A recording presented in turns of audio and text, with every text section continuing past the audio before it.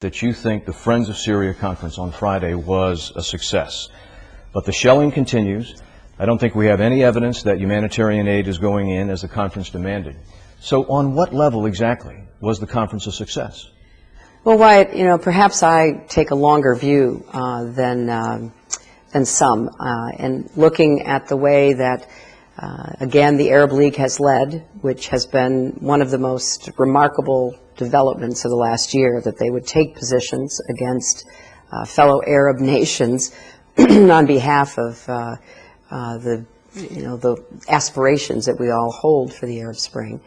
The fact that so many other countries were present and all speaking with one voice. You know, this is not to be, I think, diminished in terms of its importance.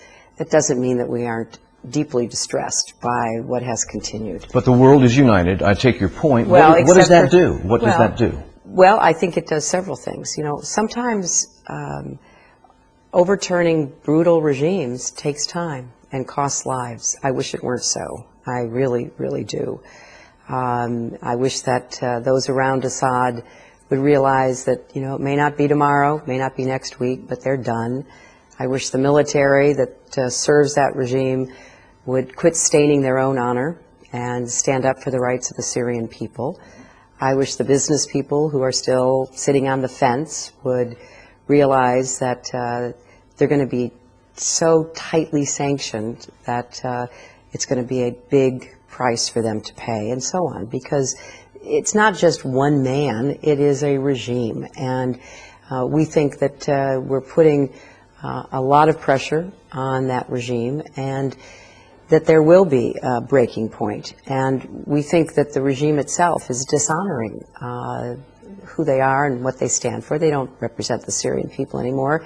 They represent a family, maybe the Ba'ath Party, a small group of insiders.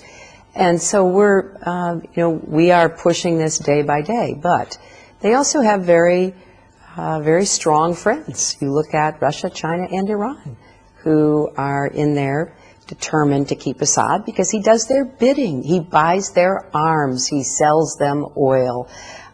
This is as clear a contrast between the values that the world now is embracing and the past. But on the point of the pressure and the pressure you're trying to apply, our correspondent in Syria yesterday was interviewing some of the people still being shelled in homes.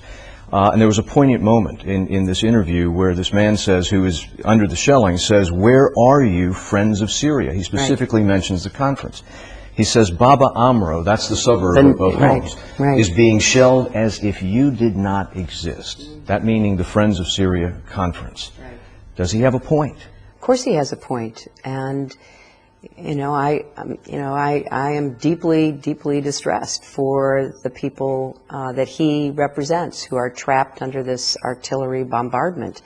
But the problem for everyone is you have a ruthless regime using heavy artillery and tanks that are war weapons of the greatest impact against defenseless people.